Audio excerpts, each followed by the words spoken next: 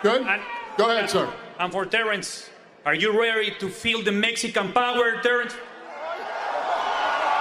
Oh, yeah. I'm ready.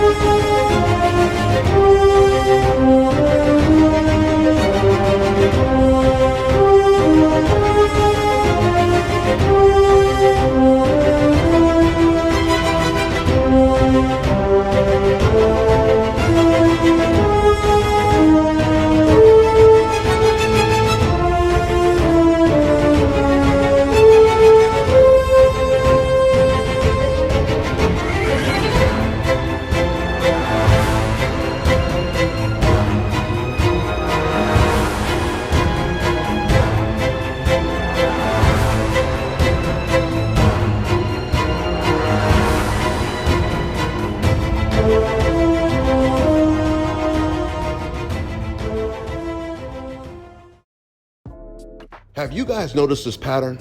I'm starting to notice every time Canelo Alvarez loses, shortly after, old media, they go on the Canelo injury tour. If you guys have noticed, in the last couple of days, old media has been flooding the internet with reports of Canelo Alvarez injured. He's got to have surgery. This time he has to have surgery on his elbow. If you guys recall, the last time Canelo lost, there was reports after he lost that he had to get surgery on his hand. In fact, Canelo, he even blamed the loss on this injury that he said that he had. Here, I'm gonna quote exactly what Canelo Alvarez said, and this time I'm gonna let you guys listen to a little bit of Dante's AI Nation. I think it affected everything because it's boxing and I need my hands, but I have the skills to handle with one hand. But at the end of the day, at the end of this past year, I barely was able to train 100%. That made me not go 100% in the fight. Yes, I'm at my best. I'm the best fighter out there. I lost to one of the best fighters at 175, and I am trying to make history to do everything different to other fighters, to go up and down weight classes, but it's not easy. I like challenges and I feel my best. I feel I'm at my best. I feel good and in my prime, and you're going to see. And that's what Canelo Alvarez said after he lost to Bivol. But keep in mind, he made that excuse saying he lost because of a hand injury, but Bivol, he offered to fight Canelo Alvarez at 168. He was going to move down from 175 to 168 for the rematch, and Canelo Alvarez, he turned it down. You can't make excuses for why you lost and then turn down the rematch. This is exactly what Teofimo Lopez did when he lost to George Kambosos. So anyway, one of the new grand wizards of old media, Mike Coppinger, he came out and once again, he was extremely happy to report that Canelo Alvarez, he has an injury. I want you guys to listen to this clip and pay attention to what he says at the end. With Canelo Alvarez, I understand you have an update. Yes, Max. Canelo Alvarez obviously coming off of that tough loss to Terrence Crawford earlier this month. I'm told that he's going to have elbow surgery. He was set to return in February in Riyadh for the third fight of that deal. That fight is now going to be delayed until Q2 or Q3 of 2026. So Canelo's going to have the surgery and then he'll come back. For people who don't know, what does Q2 and Q3 mean? The second quarter of the third quarter of the year. Second or third quarter. April, May, June. So anywhere between April and January, September. February, March Q1 is off. That's Q1. So anywhere from April to September. Through September in Correct. that area. In that area, Canelo Alvarez still the face of boxing, still the face of boxing, still the face of boxing. Even after the loss, he's going to come back, and the expectation would be it would be in Riyadh. Okay, so you heard Mike Cop out of nowhere. He just, for no reason at all, says that Canelo Alvarez is still the face of boxing, even though he lost. Now, and I'm about to get deeper into that and completely unpack it. But before I do, let's go back and revisit that Crawford-Canelo Alvarez fight real quick. You know, I noticed after watching the fight a couple of times, well, I didn't watch it about 10 times already, so I didn't pay attention to everything, from every single detail when it comes to what Crawford and Canelo was doing in the ring to how people were reacting ringside. Now, while the majority of fans that attended this fight live were Mexican, a lot of the black and white celebrities and fans, you could see them jumping up and down, cheering for the American Terrence Crawford, especially Dave Chappelle and Charlize Theron. I actually remember in the 12th round, once again, you see Dave Chappelle standing up and you see Charlize with her hands together, almost looking like she was praying. And then all of a sudden, she would start cheering for Crawford every time he would land a punch, along with Jason Statham and a lot of other celebrities. So since I watched this fight so many times, I'm always paying attention to the reaction of the crowd on camera.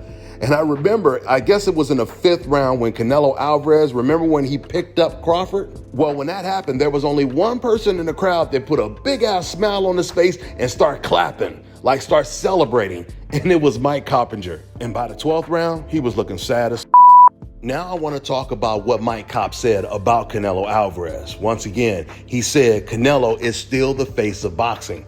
This is good news. At least good news for the BAs, the Black Americans, because now you done put a bigger target on Canelo Alvarez's back. Now more black fighters, they're going to continue to go after Canelo, move up in weight and fight him, because people like Mike Kopp is still saying that he's the face of boxing. I mean, Devin Haney, he already said that his dream is to eventually move up and fight Canelo Alvarez.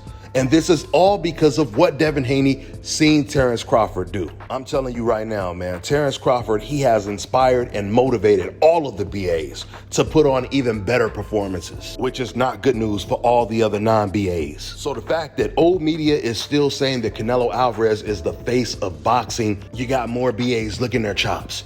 They're saying to themselves, oh wow, the fact that y'all still calling him the FOB, that means he's gonna look real good on my resume when I beat him as well. I'm telling you guys right now, BAs, they are in a line to fight Canelo Alvarez, at least the smaller ones. Because remember, Canelo, if he does fight another undefeated dangerous BA, it will most likely only be a much smaller one like Terence Crawford was. Now, Canelo, he has 2 more fights on his contract, and I truly believe that Turkey, he is going to push really hard for a Canelo versus Shiraz fight, Hamza Shiraz. Because I can assure you, there's nothing Turkey and Riyadh season want more than a Muslim who's Arabic to beat Canelo Alvarez or be the next person to beat him. I mean, you guys seen the way Turkey was celebrating when Shiraz knocked out Berlanga. Imagine him knocking out or beating Canelo. You already got old media members writing articles saying that now Canelo has to be matched carefully, like he hasn't been matched carefully almost his entire career. But this is what doesn't make sense. See, they want to have it both ways. Old media, they still have Canelo on their pound for pound list, right? Despite the fact that he just lost his 3rd fight and hasn't avenged any of those losses, by the way.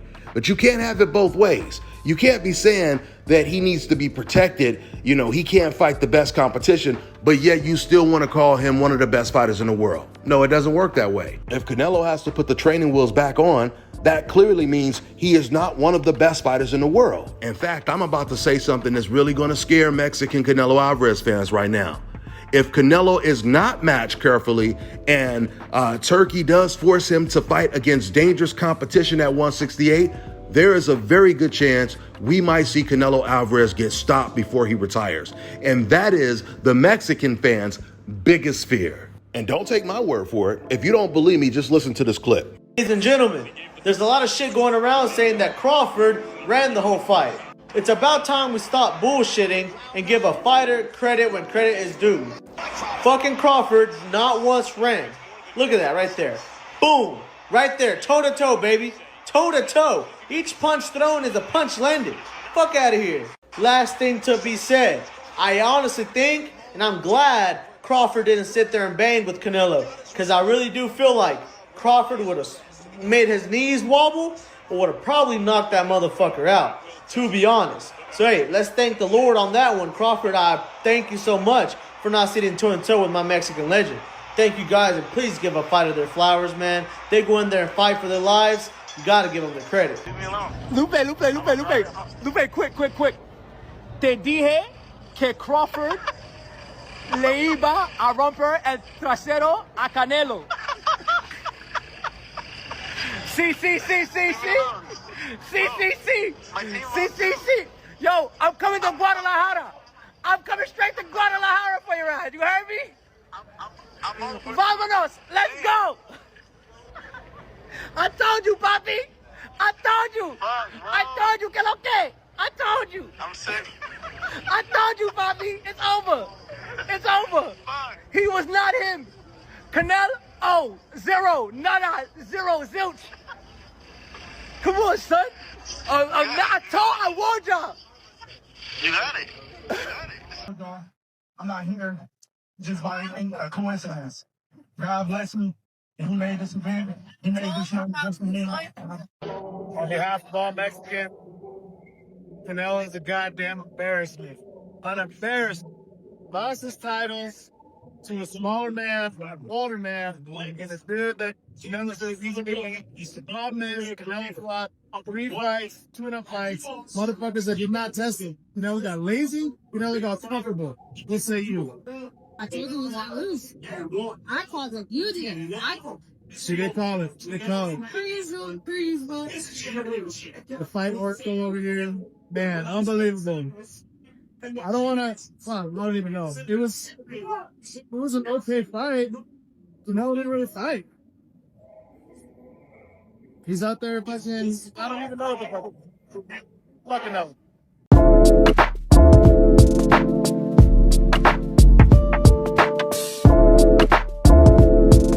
You can just look at somebody and tell them like, yo, you're not that guy, buddy. You're not that guy. You can look at me and tell I'm that guy. I was born like this.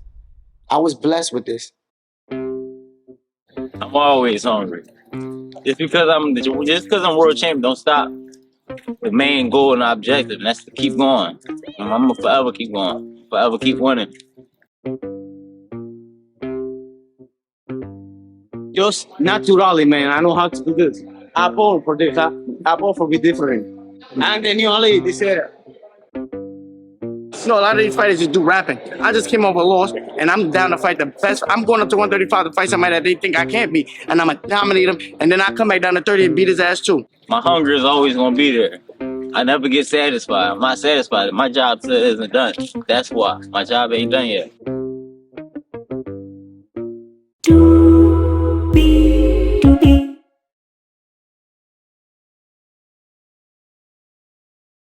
All right, now check this out, guys. If you're looking to repair eczema scars, burns and bruises, dark spots and blemishes, Fever blisters, diabetic ulcers. this right here is the perfect product for you guys. It's called Elo Deki Face and Body Oil. Athletes and top-ranking boxers, they're also using it after training to reduce swelling, inflammation, and to ease the pain. So get yours today. Go to elodeki.com. Like them on Facebook and follow them on Instagram. Let me tell you guys about Issa Israel Law Firm. It is a full-service legal practice based in Denver, Colorado, an emerging hub for combat sports and high-altitude training. If you're a fighter inside or outside of the ring and you need a law firm you can trust to fight for you, visit thefighterfirm.com or email help@iilawfirm.com. Legal representation is usually limited to plaintiffs or defendants in Colorado, but iFirm can help anyone in the world with trademarking their business name, logos, and U.S. immigration issues. This brother has been my attorney for a while and helped guide me through all kinds of business and civil issues, so make sure you guys go to thefighterfirm.com.